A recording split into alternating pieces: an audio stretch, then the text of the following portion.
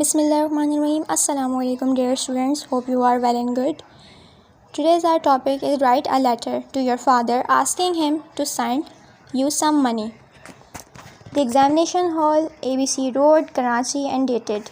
My dear father, I received your kind letter yesterday. I was very happy to read it. You will be also glad to know that I have stood first in my class. Now, I am in class 10 and I have to pay my school fee. Moreover, I have to buy new books and notebooks for the new class and a school uniform. So kindly send me rupees 1500 for all these expenses.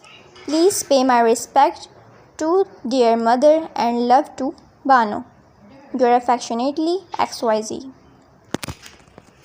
I hope this video will helpful for you. For more topics, do subscribe my channel, hit the bell icon and do me a comment.